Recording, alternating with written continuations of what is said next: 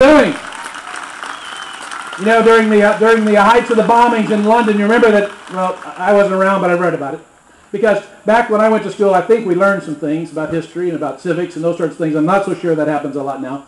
But you remember the bombings of London when Winston Churchill, remember he says, never, never, never, never, never, never give up. Folks, never give up, because this is our country. The Bible talks about a cord made up of many strands is strong. Each one of you is part of the strands of the rope of liberty. And we are pulled together, we wrap together. We collaborate, different groups get together, we wrap together, we make a very strong rope, folks. And if we have to, we need to pull on that rope that reaches all the way to Washington and topple what we have now, so that we can redo a government of the people, by the people, and for the people. It sounds trite, it sounds contrived, but it's true. America's future is in your hands. Today is my granddaughter's 2nd birthday. She has a long future, God willing, ahead of her. I do not want her to live in America that believes government is the answer instead of we the people. So America is in your hands. Let me close. We talked about a little bit in Washington a week or so ago. You remember Harry Truman? Coming around, from around Missouri here. And he had a nickname. You remember what his nickname was?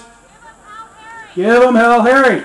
And Harry would always say, when somebody would say that to him, says, I just tell them the truth, and they think it's hell.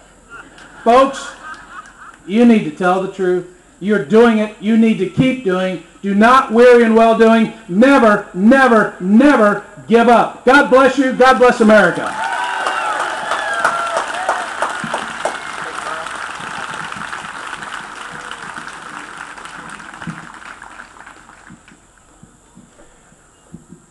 Well, as many of you know, the very first Tea Party took place in Boston many years ago, December 16th, 1773, when, due to the increased regulations, excessive taxes that were being put on the American colonists by Great Britain, they finally decided that enough was enough. And a group of colonists met one evening and threw 342 cartons of tea into the Boston harbor, which of course infuriated England. And they began to impose more and more of these acts and taxes on the colonists. And finally, more and more colonists began to wake up and realize that things weren't going to get better. In March of 1775, the delegates from the state of Virginia met together in the St. John Church to discuss what their actions would be towards England. Many of the states were talking about sending their militias to form a colonial government. Many people are afraid of it. 120 men met in that St. John Church that day, and there was very varied opinions. A lot of the people thought that they ought to just be passive and hope that the king and Parliament would eventually see it their way, and they would come around, and things would just get better.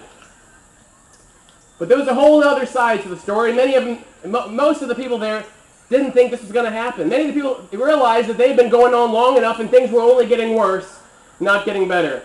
On March 23rd, 1775, a man by the name of Patrick Henry decided that it was his time to speak. And he came to the front without any notes in his hand, without anything to speak by, and he gave one of the most amazing speeches, one of the most well-known, well-read speeches of all time. And it's said that his speech and his words were what pushed those delegates from Virginia, which was the largest colony in America, pushed them forward to begin assembling militias and sending them for a colonial government. And we'd like for you to listen just for a few minutes. We're going to have read to us a portion of that great speech, 1775, by Patrick Henry.